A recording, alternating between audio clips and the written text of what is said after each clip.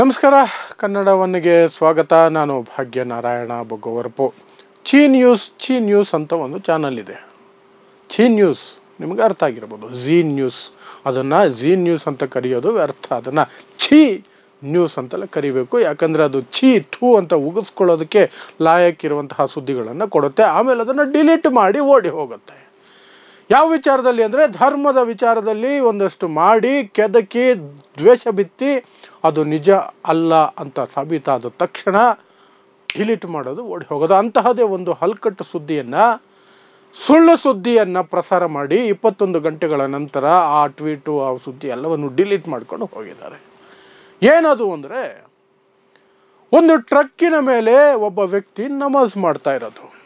ನಿಮಗೆ ಗೊತ್ತೇ ಇದೆ, ಈಗ ರಂಜಾನ್ ತಿಂಗಳು ನಡೀತಾ ಇದೆ, ಅಥವಾ ಬೇರೆ ಸಂದರ್ಭಗಳಲ್ಲಾದರೂ ಸಹ ಮುಸ್ಲಿಮರು ಅವರು ನಮಾಜನ್ನು ನಿರ್ವಹಿಸ್ತಾರೆ. ಎಲ್ಲಿರ್ತಾರೋ ಅಲ್ಲೇ ಆ ಸಮಯಕ್ಕೆ ಸರಿಯಾಗಿ ನಮಾಜನ್ನು ನಿರ್ವಹಿಸ್ತಾರೆ. ಇವರು ಒಂದು ಸುದ್ದಿಯನ್ನು ಮಾಡಿದ್ರು. ಏನು, ಒಬ್ಬ ಮುಸ್ಲಿಂ ಟ್ರಕ್ಕನ್ನು ನಿಲ್ಲಿಸಿ ನಮಾಜ್ ಮಾಡಿದ ಕಾರಣಕ್ಕಾಗಿ ಕಿಲೋಮೀಟರ್ ಗಟ್ಟಲೆ ಟ್ರಾಫಿಕ್ ಜಾಮ್ ಆಗೋಯ್ತು.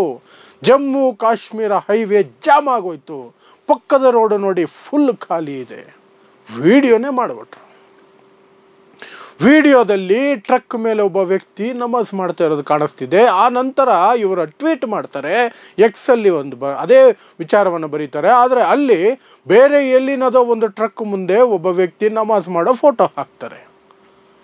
ಅದನ್ನು ಹಾಕಿ national highway, Jammu Kashmir national ಹೈವೇನೇ ಕಿಲೋಮೀಟರ್ ಗಟ್ಟಲೆ ಟ್ರಾಫಿಕ್ ಜಾಮ್ ಆಗೋಯ್ತು ಅವನ ನಮಾಜಿಂದ.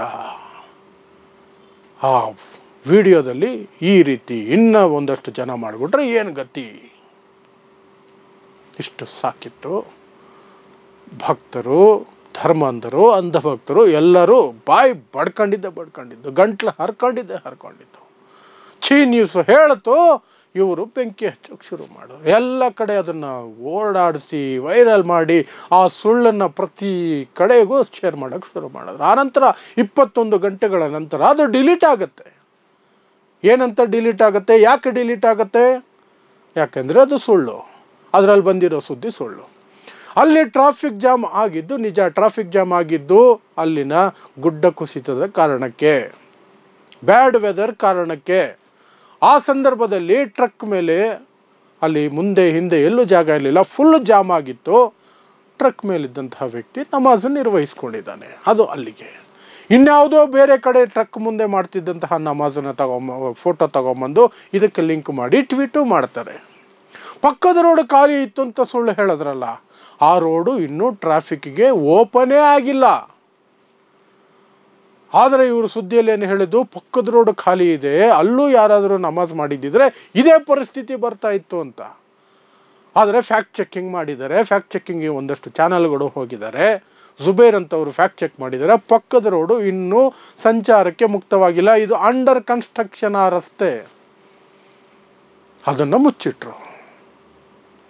ಎಂತಹ ಹಲ್ಕಟ್ಟು ಮನಸ್ಥಿತಿಯ ಜನ ನೋಡಿ. ದ್ವೇಷ ಬಿತ್ತಬೇಕು ಅಷ್ಟೇ.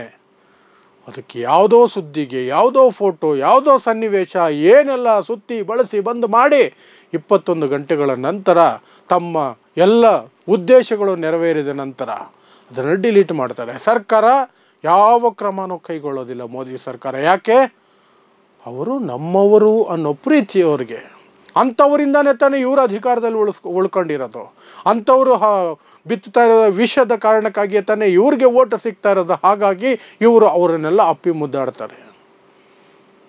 ಕರೆಕ್ಟಾಗಿ ನೋಡಿದ್ರೆ ಆ ಚಾನಲ್ಗೆ ನೋಟಿಸ್ ಅಲ್ಲ, ಆ ಚಾನಲ್ನೇ ಬ್ಲಾಕ್ ಮಾಡಿ ಬಿಸಾಕಬೇಕು. ಇಂತಹ ಸುಳ್ಳು ಹೇಳಿ ಒಂದು ಧರ್ಮದ ವಿರುದ್ಧ, ಒಂದು ಜನಾಂಗದ ವಿರುದ್ಧ ದ್ವೇಷ ಬಿತ್ತೋಕ್ಕೆ ಪ್ರಯತ್ನ ಮಾಡಿದ್ದೀರಿ ಅಂತನೋ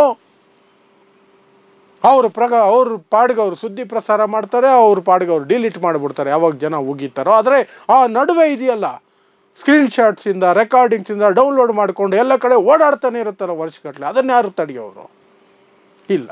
ಇನ್ನು 5 ವರ್ಷದ ನಂತರ ಯಾವನೋ ಮತ ಅಂದ ಅದನ್ನೇ ಮುಂದೆ ಇಟ್ಟು ತೋರಿಸ್ತಾನೆ. ಆವಾಗ ಯಾರಿಗೂ ಗೊತ್ತು ಇರಲ್ಲ ಇದು ನಿಜನಾ ಸುಳ್ಳ ಅಂತ. ಸುದ್ದಿ ಬಂದಿದೆ ನೋಡಿ, ಝೀ ನ್ಯೂಸಲ್ಲಿ ಸುದ್ದಿ ಮಾಡಿದ್ದಾರೆ ನೋಡಿ, ಈ ಥರ ಮಾಡಿದರು, ಕಿಲೋಮೀಟರ್ ಗಟ್ಟಲೆ ಟ್ರಾಫಿಕ್ ಜಾಮ್ ಮಾಡಿದ್ದ ಅಂತ ಹೇಳಿ ಸಾಕ್ಷಿಯಾಗಿ ಆ ವಿಡಿಯೋ ತೋರಿಸ್ತಾನೆ. ಅದು ಸುಳ್ಳು ಅನ್ನೋದು ಆವಾಗ ಎಷ್ಟು ಜನರ ಕೈಲಿ, ಎಷ್ಟು ಜನ ಗೊತ್ತಿರುತ್ತೆ ಹೇಳೋಕ್ಕೆ, ನಂಬುತ್ತಾರೆ, ದ್ವೇಷ ಬಿತ್ಕೊಳ್ತಾರೆ. ಇಂತಹ ಅನಿಷ್ಟ ಪದ್ಧತಿ ನಮ್ಮ ಮಾಧ್ಯಮಗಳಲ್ಲಿ, ಗೋಧಿ ಮಾಧ್ಯಮಗಳಲ್ಲಿ, ಇಸ್ಲಾಮೋಫೋಬಿಯಾದಿಂದ ನರಳುತ್ತಾ ಇರುವಂತಹ ಮಾಧ್ಯಮಗಳಲ್ಲಿ ಪ್ರತಿ ಮೂಡ್ತಾ ಇದೆ. ನಮ್ಮಂಥವ್ರು ಎಲ್ಲೋ ಅಲ್ಲೊಬ್ಬರು ಇಲ್ಲೊಬ್ಬರು ಅದನ್ನು ಪೋಸ್ಟ್ ಮಾರ್ಟಮ್ ಮಾಡಿ ನಿಮ್ಮ ಮುಂದೆ, ಜನರ ಮುಂದೆ ಇಡುವಂತಹ ಪ್ರಯತ್ನ ಮಾಡ್ತಿರ್ತೀವಿ ಅಷ್ಟೇ. ಆದರೆ ಸಾಕಷ್ಟು ಪ್ರಕರಣಗಳು ನಮ್ಮ ಗಮನಕ್ಕೂ ಬರದೇನೆ ಹೋಗ್ತವೆ. ಸಮಾಜ ವಿಷದ ಗಾಳಿಯಲ್ಲಿ ಬದುಕ್ತಾ ಇದೆ ಅಷ್ಟೇ. ನೋಡ್ತಾ ಇರಿ ಸಮಾಜಕ್ಕಾಗಿ ಕನ್ನಡ 1 ನ್ಯೂಸ್. ನಮಸ್ಕಾರ.